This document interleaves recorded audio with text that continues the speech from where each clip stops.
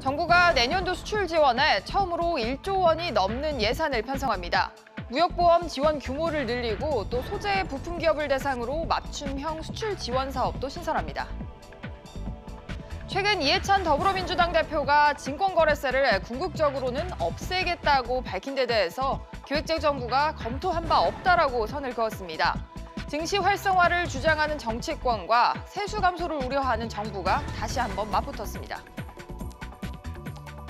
비용 절감에 들어간 르노 삼성자동차가 오늘부터 희망퇴직 신청을 받습니다. 수출 물량 축소와 내수 판매 감소가 겹쳤기 때문인데 노조는 일방적인 구조조정이라고 반발하고 있습니다.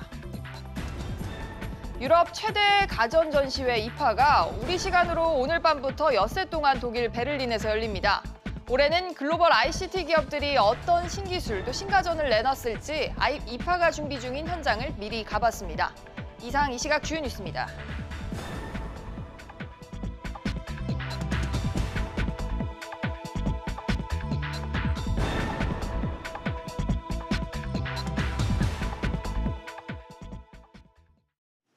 시청자 여러분 안녕하십니까? 뉴스 시작합니다. 정부가 사상 처음으로 수출 지원 예산을 1조 원 이상으로 편성을 하기로 했습니다. 또 수출 지원에 대한 근본적인 대책도 다음 주 중으로 발표를 할 계획이라고 하는데요. 이 내용 취재기자 연결해 보겠습니다. 오정인 기자. 네, 오정인입니다. 네, 정부가 내년에 사상 최대 규모로 수출 지원에 나선다고요? 네, 오늘 산업통상자원부와 한국무역협회 공동으로 민관합동회의를 개최했습니다. 이번 회의에서 내년도 수출 지원 예산에 대한 논의도 이루어졌는데요. 정부는 지난 7월 추가 경정 예산안 1,168억 원을 확보한 데 이어 내년 1조 730억 원의 예산을 편성해 투입하기로 했습니다. 이 밖에도 소재 부품 장비 수입 대체 등 무역보험 지원 규모도 올해보다 3조 7천억 원가량 확대하기로 했습니다. 네, 아무래도 이렇게 대규모로 수출 지원에 나선 것을 보면 그만큼 상황이 좋지 않기 때문이겠죠. 네, 미중 무역 분쟁과 한일 경제 갈등 등 대외 불확실성이 높아진 가운데 우리 수출은 9개월째 연속 감소세를 보이고 있습니다. 지난달 수출은 442억 달러로 지난해 같은 기간보다 13.6%나 줄었습니다. 반도체 부진이 이어지고 있는 데다 최근 대표 수출 종목인 디스플레이와 화학 상황도 좋지 않습니다. 네, 한편으로는 이렇게 단순히 예산을 지원하는 것뿐만 아니라 근본적인 혁신 방안도 준비를 하고 있죠. 네, 정부는 다음 주 우리 수출 구조를 개선하기 위한 혁신 방안을 경제활력대책회의에서 확정해 발표할 계획입니다. 또 한국수입협회와 한국반도체협회 등 업종별 협회와 정부가 힘을 합쳐 수출 다변화와 경쟁력을 높이기 위한 구체적 방안이 담길 것으로 예상됩니다. SBS CNBC 오정인입니다. 미국의 중앙은행인 연방준비제도가 트럼프 행정부의 무역정책 불확실성으로 인해 미국과 세계 국내 총생산, GDP가 내년 초까지 각각 1% 이상 감소할 것으로 추산했습니다. 미국 언론에 따르면 이 경우 미국 GDP는 239조 7천억 원, 세계 GDP는 1,018조 7천억 원씩 각각 줄어듭니다. 연준이 무역정책의 불확실성에 따른 경제적 손실을 계량화한 건 이번이 처음입니다. KTX와 SRT의 승무원들이 추석 연휴 기간에 파업을 예고했습니다. 자세한 내용은 취재기자 연결해보죠. 신윤철 기자. 네, 신윤철입니다. 네, 철도 승무원들이 이렇게 파업을 선언을 했는데 기관사들도 파업에 나섰는 겁니까? 그건 아닙니다. 이번에 파업을 선언한 것은 KTX, SRT 승무원들이 소속된 코레일 관광개발 노조입니다.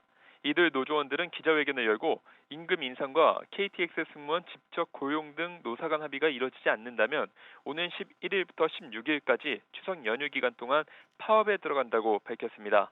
코레일 관광개발 노조는 코레일의 자회사로 KTX와 SRT 승무원, 관광과 시설 업무를 담당하는 직원 등 700여 명이 속해 있는 단체입니다. 다만 이들이 실제 파업에 나설 경우 매표 창구와 콜센터 직원들도 파업에 참여할 것으로 보입니다. 네, 아무래도 이제 곧 고향에 내려가고 올라가시는 분들 많을 것 같은데 그럼 추석 연휴 기간 동안에 열차 운행이 차질을 빚을 가능성도 있을까요? 파업이 벌어져도 열차 배치가 줄거나 시설 이용이 크게 어려워지지는 않을 것으로 예상됩니다. 철도 파업 때도 KTX의 운행률은 대개 100%가 유지됐고 지난 2017년 추석 이틀간 파업이 적이 있는데 당시에도 코레일 관광개발은 비조합원과 본사, 직원 관리자 등 200여 명 이상을 승무 업무에 배치했습니다. 다만 우려가 되는 것은 사고 발생 가능성인데요. 과거 파업으로 대체 인력이 투입됐던 KTX에서 승객 승하타 도중 예고 없이 문이 열리거나 닫히는 사고부터 운행 조작 미숙으로 승객 사망 사고까지 발생한 적이 있기 때문입니다. SBS CNBC 신윤철입니다. 실적 악화에 생산 물량까지 감소한 르노 삼성 자동차가 7년 만에 구조조정에 들어갑니다. 이 소식 취재기자 연결해서 알아보겠습니다. 윤성훈 기자. 네, 윤성훈입니다. 네, 르노 삼성 자동차가 오늘부터 희망퇴직을 받기로 했다고요? 네, 그렇습니다. 르노 삼성은 오늘부터 오는 27일까지 희망퇴직 신청을 받습니다. 지난 2012년 이후 7년 만입니다. 선임 이상 생산직 직원이 희망퇴직 대상인데요. 르노 삼성은 희망퇴직자에게 퇴직금과 위로금 등을 지급할 방침입니다. 네, 구조조정 규모는 어느 정도로 예상이 됩니까? 생산직 1,800명 중 400명 정도를 감원할 것이란 전망이 나오고 있습니다. 지난달 르노 삼성은 시간당 차량 생산 대수를 60대에서 45대로 25% 줄였는데요. 생산 인원도 여기에 맞춰 조정할 것이란 분석입니다. 하지만 르노 삼성 관계자는 인위적 구조조정이 아니라며 정해진 규모는 없다고 밝혔습니다. 네, 회사가 이렇게 구조조정까지 나서게 된 배경도 전해주시죠. 네, 닛산은 지난해 10만 대였던 르노 삼성의 로그 생산 물량을 올해 6만 대로 줄였습니다. 르노 삼성의 장기간 파업으로 생산 차질이 생기자 닛산이 생산 물량을 줄인 것으로 관측됩니다. 로그의 후속 생산 물량 확보도 불투명합니다. 또 르노 삼성의 실적 부진도 구조조정의 원인으로 꼽히고 있습니다. 올 1월부터 지난달까지 르노 삼성의 누적 판매 대수는 11만 4,700여 대로 지난해 같은 기간보다 27.1% 줄어들었습니다. 노조는 이번 구조조정에 강력 반발하고 있어 앞으로 노사 갈등은 더 격화될 것으로 보입니다. SBS CNBC 윤성훈입니다. 2차 배터리 기술을 놓고 양대 제조사인 LG화학과 SK이노베이션의 다툼이 이어지는 가운데 두 회사의 최고 경영진이 조만간 대화에 나설 것으로 보입니다. 자세한 소식 취재기자 연결해보죠. 정지환 기자. 네, 정주환입니다. LG화학과 SK이노베이션이 곧 만남을 추진한다는 소식이 들려오네요. 네, 업계에 따르면 두 회사의 최고 경영진이 만나 소송전에 대한 대화에 나설 전망입니다. LG화학의 신학철 부회장과 SK이노베이션 김준 총괄사장이 만나 최근 양사의 배터리 기술 소송에 대한 의견을 나눌 것으로 예상됩니다. 네, 그러면 이 만남은 언제쯤 추진이 될까요? 예, 만남은 추석이 지난 뒤에 이루어질 것으로 보입니다. 현재 신학철 부회장은 북미 출장 중이고 김준 총괄사장도 해외 일정이 있어 출장을 마친 뒤 회동에 대해 논의할 예정입니다. 네, 이렇게 대화에 나선 배경도 궁금한데요. 두 회사 간 소송이 국제적인 맞소송 사태로 이어지면서 기술 유출 논란과 중국 업체 반사이익 논란이 불거지고 있습니다. 이에 따라 최근 정부와 정치권에선 두 회사의 소송전에 대해 대화로 해결해야 한다고 압박해왔습니다. 최근 성윤모 산업통상자원부 장관은 국내 기업들이 외국에 있는 법정에서 다투는 건 바람직하지 않은 것이라고 생각한다고 지적했습니다. 여기에 정치권도 대화와 소송 취하를 촉구하고 있습니다. 한편 당사자인 LG화학과 SK이노베이션 측은 CEO 간의 만남이 확대 해석되는 것을 경계하고 있습니다. 추석 뒤 CEO 간 만남은 대화의 시작 의미이지 곧바로 소송 취하로 이어지기는 어려운 상황이라는 겁니다. 이런 반응은 두 회사 간 입장 차이가 아직까지 좁혀지지 않고 있다는 해석을 낳고 있습니다. SBS CNBC 정주환입니다. 가지고 있던 증권을 팔 때 내는 세금을 증권거래세라고 하는데요. 지난 5월 말에 인하된 증권거래세에 대한 폐지 주장이 나왔습니다. 하지만 기재부는 폐지는 검토조차 하지 않고 있다고 밝혔습니다. 취재기자 연결하겠습니다. 이한승 기자. 네, 이한승입니다. 네, 그 증권거래세가 이미 인하가 됐는데 또다시 거론이 되고 있어요. 네, 맞습니다. 이번엔 폐지 얘기가 나온 건데요. 어제 국회에서 열린 자본시장 활성화 특별위원회 심포지엄에서 이해찬 더불어민주당 대표가 인사말을 통해 증권거래세를 없애겠다는 계획을 밝혔습니다. 단번에 하겠다는 건 아니고요. 단계적으로 증권거래세를 인하하다가 궁극적으로는 완전히 없애겠다는 겁니다. 이에 대해 세제를 담당하는 기획재정부 관계자는 일방적인 주장일 뿐이라면서 폐지는 검토하지 않고 있다고 강조했습니다. 다만 내년 상반기까지 연구 용역을 거쳐서 증권거래세를 어떻게 할지 검토하겠다면서 여지를 남겼습니다. 네, 들어보면 폐지 가능성이 아예 없다는 건 아니네요. 네, 그렇죠. 사실 올해 증권거래세를 인하하는 과정에서도 이번 상황과 비슷한 일이 있어서 정부의 입장 변화를 지켜볼 필요는 있어 보입니다. 증권거래세가 인하된 것도 올해 초에 이해찬 대표가 증권업계를 만난 자리에서 증권거래세 인하 건의를 수용하면서 시작된 건데요. 당시 세수 감소를 우려해서 난색을 표하던 기재부도 증시 활성화를 앞세운 정치권의 압박에 결국 백기를 들었고요. 아시는 것처럼 지난 5월 말부터 증권거래세가 인하됐습니다. 이번 폐지 주장도 이해찬 대표의 입에서 나왔기 때문에 정부의 입장이 변화될지 주목됩니다. SBS CNBC 이한승입니다.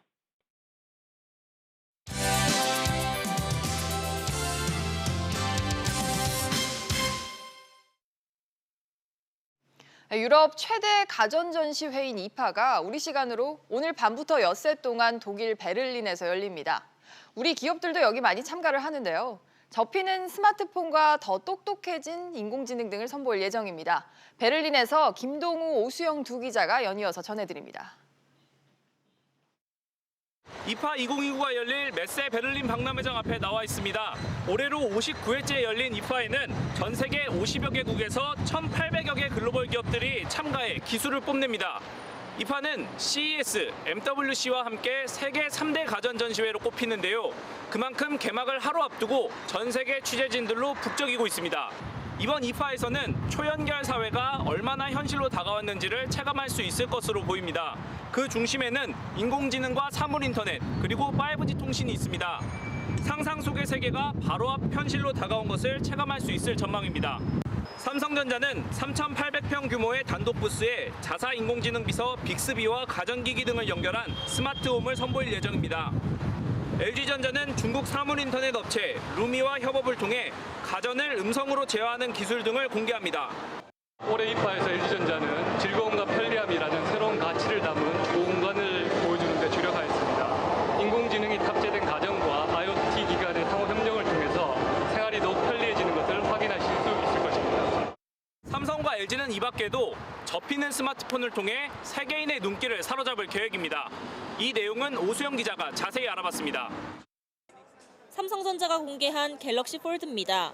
출시 전 결함 논란이 있었던 디스플레이 제일 위쪽의 화면 보호막을 베젤 아래로 넣어서 사용자가 떼어낼 수 없게 했습니다. 스마트폰이 구부러지는 부분인 힌지 구조물과 제품 본체 사이의 틈은 최소화됐습니다. 지난 2월 열린 MWC에서는 유리관 안에 전시돼 실제로 만져볼 수 없었지만 이파에서는 실물이 전시됩니다. I think it's a little bit heavy to unfold it momentarily. If it will be a little bit easier, it will be better. But the screen and the whole experience is good. 삼성전자는 이파 전시와 동시에 국내에서 갤럭시 폴드를 판매하고 이후 미국과 중국 등에 출시할 예정입니다. LG전자도 업그레이드된 접는 스마트폰을 선보였습니다. 듀얼 스크린의 각도를 자유롭게 고정할 수 있게 바뀌었습니다. 직전의 듀얼 스크린 폰은 3가지 각도로만 고정할 수 있었습니다. 또 두 스크린을 포개놓은 상태에서도 내용을 확인할 수 있는 전면 알림창이 적용됐습니다. 기존의 소비자가 스크린 하나를 가지고 쇼핑을 할 때는 약 30번의 클릭수를 하게 된다고 하게 되면 이번에 개선된 듀얼 스크린에서는 상세 화면과 메인 화면 두 개를 띄워서 고객들이 절반가량의 클릭수를 가지고도 쇼핑을 할 수 있는 그런 장점이 개선되었습니다. 글로벌 스마트폰 시장이 주춤한 가운데 우리 기업들이 접히는 폰으로 관람객들의 시선을 사로잡을 것으로 전망됩니다. 지금까지 이파 2019 사전 행사가 열리고 있는 독일 베를린에서 SBS CNBC 오수영입니다. 국내 통신 3사가 접히는 스마트폰 갤럭시 폴드를 공식 출시하고 개통을 시작했습니다. SK텔레콤은 요금제별로 최대 19만 원, KT는 최대 20만 원, LG유플러스는 최대 18만 8천 원의 공시지원금을 책정했습니다. SKT의 경우 예약 고객의 90%가 남성이었고 연령별로는 20, 30대가 60%로 가장 높은 수요를 보였습니다. 국내 대기업 총수 일가가 소수 지분으로 그룹 전체를 지배하는 상황이 여전히 계속되고 있는 것으로 나타났습니다. 이런 가운데 당정은 국민연금 등 기관 투자자들에 대해서 주식 대량 보유 보고제도, 이른바 5% 룰을 풀어서 대기업 지배구조 개편의 속도를 내기로 했는데요. 이 내용들은 김성훈 기자와 좀 더 자세히 알아보겠습니다. 김 기자, 대기업 총수 일가가 적은 지분으로 그룹을 지배하는 구조, 이게 굉장히 여전했다고요. 네, 공정거래위원회는 어제 자산 총액 5조 원 이상인 공시대상 기업 집단 59곳의 주식 소유 현황을 분석한 결과를 공개했는데요. 총수가 있는 기업 집단 51곳의 내부 지분율은 지난해보다 0.4%포인트 줄어든 57.5%로 여전히 50%대의 높은 지분율을 보였습니다. 네. 내부 지분율은 계열회사의 전체 자본금에서 동일인인 총수와 친족, 임원, 그리고 계열사 등이 보유한 지분 비율을 말하는데요. 총수 일가의 평균 지분율은 3.9%에 그쳤습니다. 특히 삼성과 SK 등 10대 그룹의 총수 지분율은 0.9%에 불과했는데요. 그룹별로는 SK의 총수 지분율이 0.5%로 가장 낮았고 금호아시아나와 현대중공업도 0.6%에 그쳤습니다. 1%도 안 되네요. 네. 공정위는 총수 일가가 적은 지분에도 계열사 출자 등을 활용해 그룹 전체의 지배력을 확대한 것에 대한 우려가 계속되고 있다고 평가했습니다. 아무래도 이런 상황이 계속되고 있기 때문일까요? 기관 투자자들의 공시 의무 완화가 추진이 되죠 또. 네, 정부와 여당 등은 어제 기관 투자자의 적극적 주주권 행사 지원 방안을 발표했는데요. 금융위원회는 주식 대량 보유 보고제도 이른바 5% 룰을 개정하는 내용의 자본시장법 시행령 개정안을 입법 예고했습니다. 5% 룰은 투자자가 상장사 주식을 5% 이상 보유하거나 1%포인트 이상의 지분 변동이 있으면 보유 목적과 변동 이유 등을 5일 이내로 공시하도록 한 제도인데요. 하지만 이 규정을 따르다 보면 국민연금 등 기관 투자자들의 투자 전략이 노출돼 주주권 행사가 어려워진다는 지적이 있었습니다. 이에 규정을 완화하기로 한 겁니다. 네, 김 기자 말에 따르면 완화가 된다는 건데 완화가 되면 어떻게 바뀌는 거예요? 네, 현행법에서는 경영권에 영향을 주지 않는 행위에 대해서는 5% 룰을 적용하지 않고 보고 기간을 연장하거나 약식 보고만 하도록 허용하고 있는데요. 네, 그렇죠. 이 예외 규정이 확대 적용되는 겁니다. 기존에는 경영 참여 목적으로 봤던 배당 확대나 임원 보수의 삭감, 또 그리고 임원의 해임 요구 등 경영 참여 목적이 없는 일반 투자 활동으로 분류되는데요. 이 경우 상세 공시할 필요 없이 지분율 변동 내용만 약식으로 월 1회 공시하면 됩니다. 다만 금융위는 규제 완화로 회사의 미공개 정보에 접근할 수 있는 주주 활동이 늘어날 것으로 보고 이에 대한 내부 통제 기준을 강화하기로 했습니다. 의도는 좋은데 사실 이것도 도입된 이유가 있었지 않습니까? 결국 완화가 되면 우려의 목소리도 나올 수 있을 것 같은데요. 네, 기업 경영에 대한 과도한 간섭이라는 반발의 목소리가 나오고 있는데요. 국민연금 등 연기금이 기업 경영 활동을 마음대로 좌지우지할 것이라는 우려입니다. 또 여기에 정부의 정치적 의도에 의해 기업 경영 활동이 흔들릴 것이라는 이야기도 나오고 있는데요. 또 배당 요구 압박이 거세져 기업 부담이 늘고 적대적 인수합병 공격에도 무방비로 노출될 수 있다는 지적이 나옵니다. 네, 김 기자 잘 들었습니다. 부동산 거래 시에 계약서에 실제 거래가보다 낮은 가격을 쓰는 걸 다운계약이라고 합니다. 파는 사람은 양도소득세를 줄이고 사는 사람은 취득세를 줄이기 위한 불법 행위인데요. 이 다운계약이 버젓이 활개를 치는 지역이 있습니다. 김완진 기자가 현장 취재했습니다.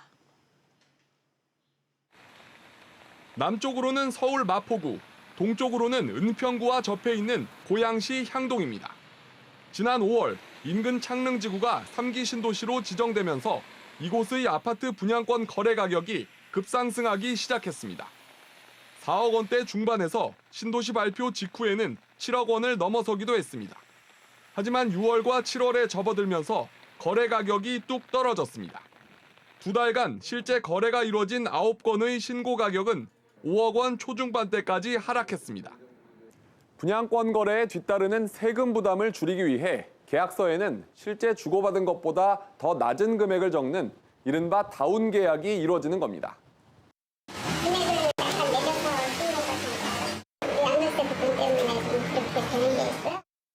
심지어 같은 평형의 아파트인데도 분양권 거래 가격이 나흘 사이 5천만 원이나 낮게 신고된 경우도 있습니다. 일부 공인중개사들은 대놓고 다운 계약을 부채질합니다. 부담은 아직 하고 있죠. 분양권이기 때문에 한 1억 초반 정도. 안내를 다 해드릴 거예요. 기록 남지 않는 선에서. 현재 향동지구 분양권 거래는 대부분 다운 계약으로 이루어지는 탓에 정상적인 거래는 찾아보기 힘들 정도입니다. 다운이 싫으시면 거래를 못 하시는 거예요. 하시는 분들이 그렇게 내놓으시니까 저희도 그걸 따라서 가는 거예요. 다운 계약은 적발되면 피하려던 세금을 토해내야 할 뿐 아니라 집값의 5%인 과태료와 가산세를 내야 하고 이를 도운 공인중개사에게는 최대 3천만 원의 과태료가 부과됩니다. SBS CNBC 김한진입니다. 조국 법무부 장관 후보자에 대한 인사청문회가 오전 10시부터 시작됐습니다. 조 후보자는 모두 발언에서 제 가족이 받았던 것들이 정당하지 않을 수도 있다는 것을 깨달았다면서 박탈감과 함께 깊은 상처를 받은 국민 여러분께 진심으로 죄송하다고 말했습니다. 이번 청문회는 조 후보자에 대한 인사청문 요청안이 국회로 넘어온 지 23일 만으로 노환중 부산의료원장 등 11명이 증인으로 채택됐습니다.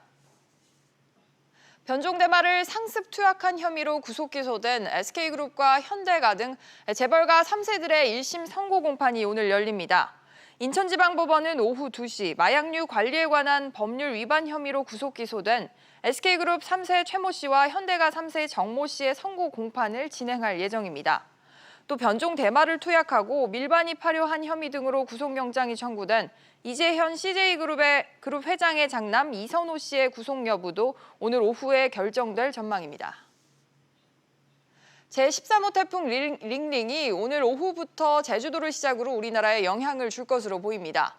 행정안전부는 오전 10시를 기해 태풍 위기경보를 관심에서 주의 단계로 상향 조정하고 또 중앙재난안전대책본부 비상 1단계를 가동한다고 밝혔습니다.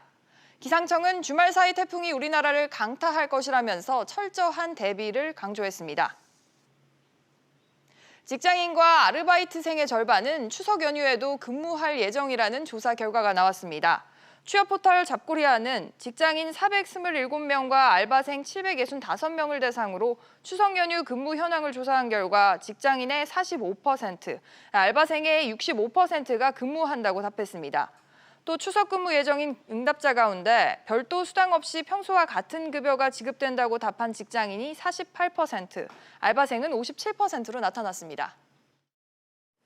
증시 상황입니다. 한 주의 마지막 거래일인데요. 현재 국내 증시 혼조세를 보여주고 있습니다. 코스피가 0.27% 오름세로 2010포인트 나타내고 있는 반면에 코스닥은 떨어지고 있습니다. 0.24% 하락세로 631포인트 나타내고 있습니다. 오늘 눈에 띄는 종목들 함께 살펴보시죠. 오늘은 삼성전자부터 보도록 하겠습니다. 지금 세계 최초 폴더블폰 갤럭시 폴드가 출시됐습니다. 여기에 반도체 업종 개선 기대감까지 더해지고 있는데요. 삼성전자는 0.98% 오르며 46,150원에 거래되고 있습니다. 그런가 하면 SK하이닉스입니다. 디램 가격 하락폭이 둔화되고 낸드 가격이 상승 전환할 것으로 예상되면서 현재 52주 신고가를 달성하기도 했는데요. 현재는 0.72% 떨어지고 있지만 여전히 8만 원대에서 거래되고 있습니다. 다음으로 LG화학과 SK이노베이션 보도록 하겠습니다. 배터리 소송전을 벌이고 있는 두 기업의 CEO들이 회동을 가질 것으로 보입니다. 과연 소송을 철회할 수 있을지 관심이 쏠리고 있는데요. LG화학은 0.7% 오르며 32만 7,500원에 거래되는 반면에 SK이노베이션은 떨어지고 있습니다. 1.2% 하락세로 16만 2,000원에 거래되고 있습니다. 오늘 마지막으로 살펴볼 종목은 헬릭스미스입니다. 4일 연속 상승세와 무상증자 신주 발행이 더해지며 코스닥 시가총액 2위 자리에 오른 헬릭스미스가 오늘은 좀 하락세를 보여주고 있는데요. 6%가량 급락하면서 18만 1,300원에 거래되고 있습니다. 지금까지 증시 상황이었습니다. 오늘 준비한 소식은 여기까지입니다. 시청해주신 여러분 고맙습니다.